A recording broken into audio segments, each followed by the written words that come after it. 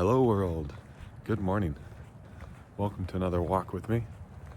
Today I wanted to talk about adaptability, right? The capacity that we have to adapt, to change, to meet the changing environment around us.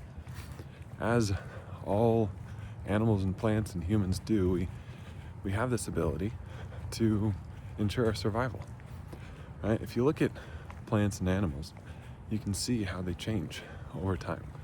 I've previously talked about seasons, the idea of there being different seasons for growth and rest and recovery. But this goes beyond that. Sometimes we have to adapt within a single day. Sometimes we have to adapt over the course of many years. There are different levels of adaptation that we need to employ to go with the things, to go with the flow, as I might say, right? If you look at animals, you can see many examples of changing behavior over time. But the example I want to give today is with plants, and specifically with wildfires. I was reading a great article about how what's happening in the tech industry right now, and that's my area, right? I'm a software engineer, is with AI, there's a lot of concern about a repeat of the 2000 era .com bubble bursting.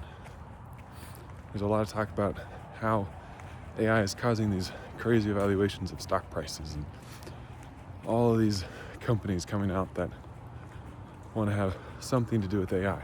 Well, many similarities, and at first you might see, be very concerned about the state of the economy and things like that, but there's a very good analogy to be made that he was sharing, that someone else heard, that someone else made, and then he deepened to put into this article. And I want to apply it to our lives. A wildfire isn't just destructive. It gives new birth. It sets the stage for new life. For a wildfire to take off, to explode, there needs to be a lot of small plants that are easy to burn, right? And what it does, it comes through and clears all those small plants that are competing with each other and taking up space and energy, to clear out space for other plants that can better utilize the space. Now, if you think about in your own life, how many little things do you fill your time with? How many little things that all feel kind of important, that are just vying for your time in your life? Well, maybe the wildfire is getting sick.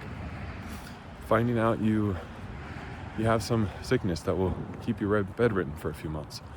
Or, God bless you and your family if this is your case, right? Find out you're terminally ill. Whatever it may be, maybe you're forced to move, you lose a job, or you're getting married, have a kid. Positive things too.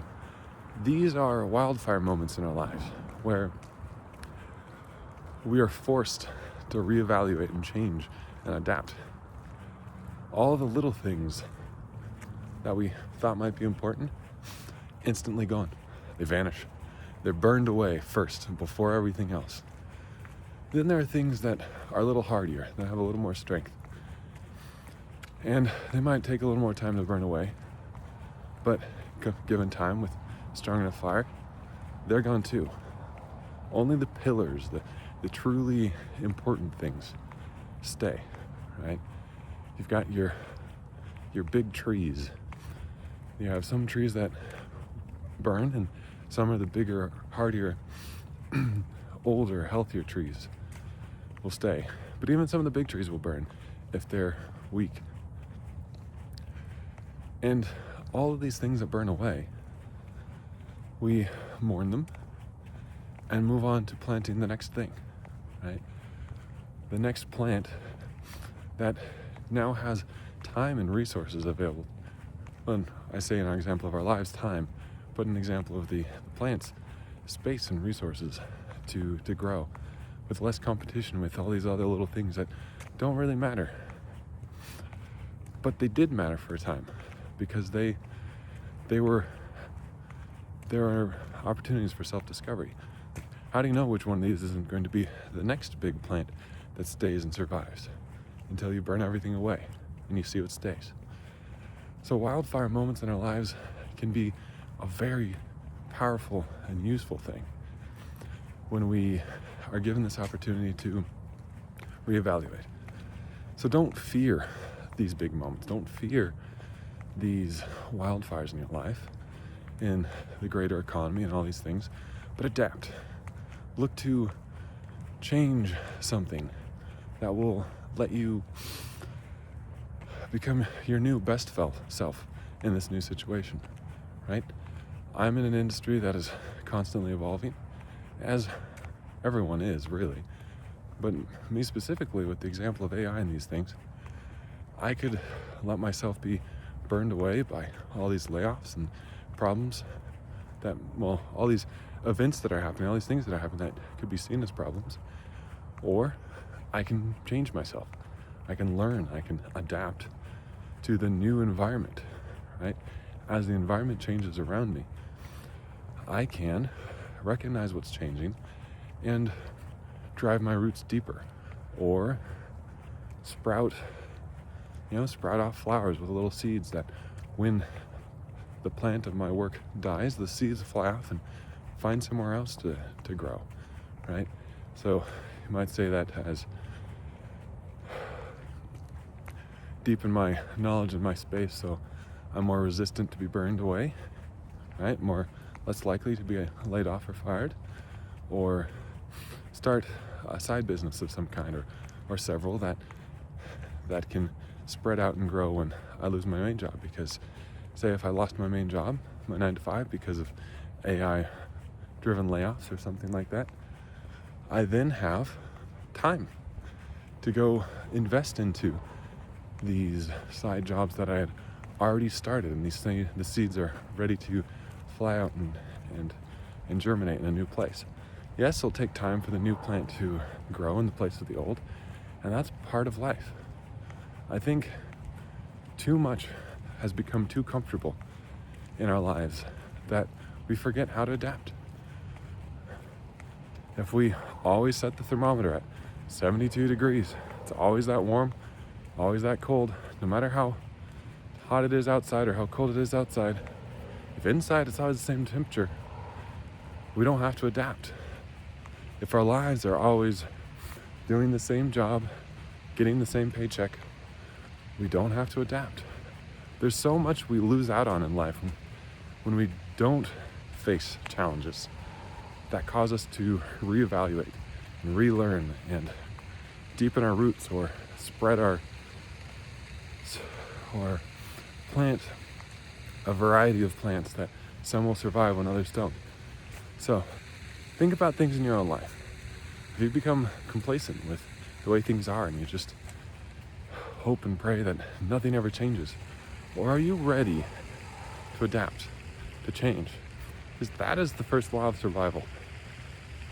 Not just in nature, but in life, in economics, in our family. As your children grow, they change. So you have to change as a parent.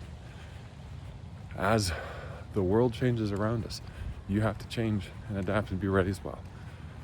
Keep your roots strong, right? Keep your roots in Christ and faith, in your family, and the things that keep you strong. So even when the world burns around you, you have something left to keep you strong and rooted. But be ready